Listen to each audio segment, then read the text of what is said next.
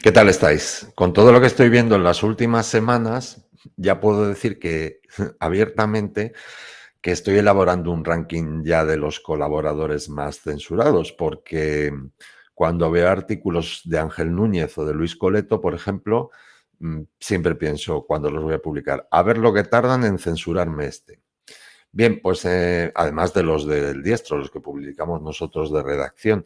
Y es que parece que a esos colaboradores se les mira con especial cuidado, mimo por parte de los censores y en cuanto se salen un poco del tiesto, cataplof. Siempre ya yo veo Ángel Núñez Luis Coleto, digo, leo y digo, este va a durar tanto, este va a durar tanto tiempo. Bueno, pues hay un artículo de Ángel Núñez que no ha durado ni un día. Y es y ahora cuando os lo lea vais a entender el porqué y vais a entender que hay muchas más cosas detrás de las que pudieran parecer. El artículo se titula El Rolex. Y os lo voy a leer para que veáis por dónde van los tiros, qué es lo que le preocupa a esta gente y cómo se deduce de la censura lo que pueda haber por detrás. Desde que se supo que Dina Boluarte tenía un Rolex de oro, se encendieron todas las alarmas. Dina Boluarte, presidenta de Perú. Una vez más, las fuerzas mediáticas comenzaron a hacer su ruido particular para tapar todas las porquerías que desde el Congreso de la República en Lima tenían sobre el tapete. Tanto fue el jaleo, tanto que se olvidaron de los 15 parlamentarios envueltos en casos de corrupción. No se sabe si peores. Y se ordenó actuar a la Fiscalía contra la primera autoridad. Fue tal el impacto y la cabezonería de la iniciativa que se hizo una investigación, incluso con policía entrando en su domicilio a la fuerza para descubrir que no tenía uno, sino nada menos que 10 en un cajón de su dormitorio.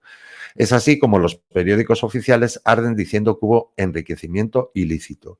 Y es que esta historia, ejemplo del tema de este artículo, tiene mucha tela que cortar.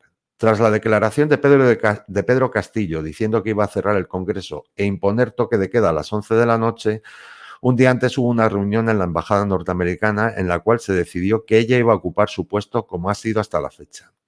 Los hechos son bien claros y sospechosos de que está muy, pero que muy vigilada, no sé si por sus asesores o mejor dicho, espías, y que a cambio de imponer la agenda asesina en Perú, ha podido ser muy pagada o premiada con unos cuantos relojes de oro macizo.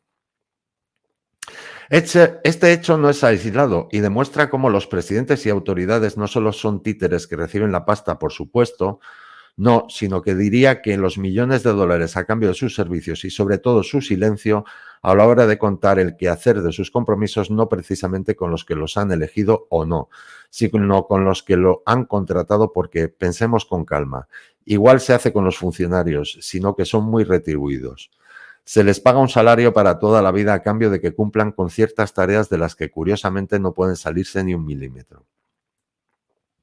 Estos encargos nada tienen que ver con lo que se prometió, sino con los que se hacen, como en el caso de España desde Bruselas, donde el Consejo de Europa está a punto de aprobar el reglamento de la cartera digital que todos los ciudadanos tendrán que llevar en sus teléfonos móviles para el año 2026 y que a buen seguro nuestro Presi, siempre tan atento y respetuoso como sumiso con quienes les pagan la manteca, no será de los últimos en cumplir la orden. Igual ocurre con otras tareas como la agricultura, la Ley de Seguridad Nacional, la Ley Orgánica 7/21 y otras muchas, todas en la misma línea, al igual que durante la farsemia, con esta carita de circunstancias de no haber roto un plato para avisarnos de una enfermedad gravísima, gracias a la cual muchos de los que los rodeaban se hicieron millonarios. Caso Coldo, de subvenciones en los que mediaba su esposa, propietaria de 10 inmuebles en toda España, y eso, señores, no es enriquecimiento ilícito. ¿O sí? En otro posible caso, igual de grave que el anterior, la Sala de lo Contencioso Administrativo del Tribunal Supremo concluye que los dobles precios acordados con la compañía Pfizerica, empresa fabricante de venenos con grafeno, son en realidad uno solo. Es la sentencia 289/2023 del 7 de marzo. El trasfondo reside en que cuando esta compañía vende material a España, por ejemplo, aparte de hacerse responsable de los posibles efectos, muertes y no pocas, entre muchos de ellos, no pueden vender estas mercancías a otros países sin que haya autorización de la marca, de modo que su precio como mínimo es doble o triple. Cuando la Comisión Europea compró 200 millones de dosis en 2021, un cargo belga dijo que el precio sería de 12 euros por botella de cianuro, pero al final fue otro, según la Vanguardia, 17,5 euros para los primeros 100 millones y 13,5 para los otros 100. Si la compra de los segundos hubiese tardado más de 3 meses, sería el mismo, 17,5. Así pues, dado que la empresa no se hace responsable de lo que ocurra cuando los estados compran sus armas biológicas y los tribunales están obligados a proteger sus mafiosos intereses, no se excluye que haya trapicheos para que los que las compran se lleven parte del pastel, o sea, dinero de las arcas públicas, otra especie de regalo extraordinario para los que actúan como funcionarios de los Rothschild y compañía.